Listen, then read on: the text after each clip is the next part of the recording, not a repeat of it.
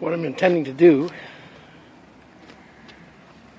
is to use the weight of this RV with this winch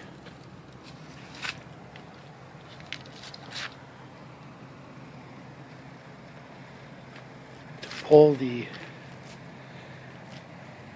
vehicle, to lift the vehicle, and then use this chain to lift it on these D-rings,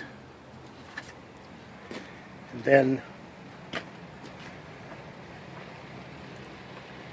it can come forward, be lifted off those blocks, and then it can roll forward, being pulled by the winch. So far, the battery charger, that old battery charger, did work for powering the winch, and it's pulled the whole thing this far so far.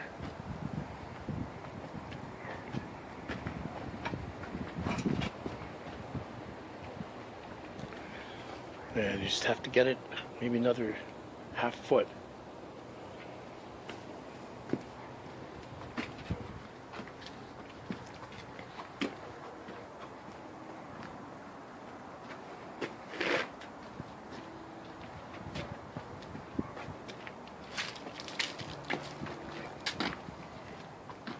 Be halfway in between these wheels, the weight there, and then that's about going to stop it.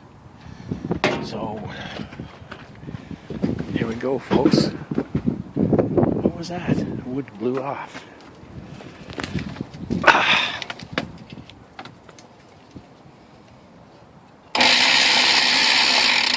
Oh, I forgot to tighten it.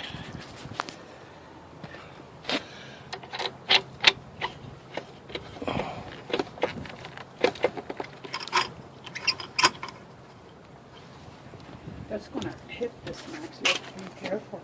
No, it's not going to hit that. Because it can't.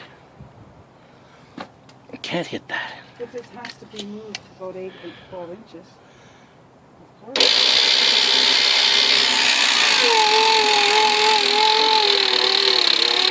Max, Huh? aren't you going to put...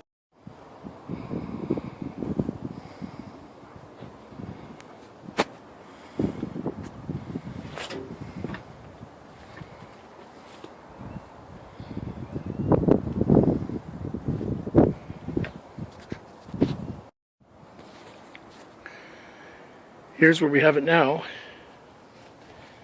It's enough to get that through there. I may have to figure out a way to take these off because they're permanently on there. I might have to figure that out. The winch performed well, along with the old battery charger to power it. And this big D-ring that we got yesterday from the Elks Club for $5, that turned out to be a really good thing that allowed the chain to stay straight. Okay, because originally we had a problem with it twisting. So that's solved. Okay, so what's going to happen is this is going to engine here, right here, is going to go in sideways. Right now we just have it covered because it's going to rain. But that's going to go in sideways there, and we'll lift this up again. But it will be, this will be rotated over from here. This will be rotated to go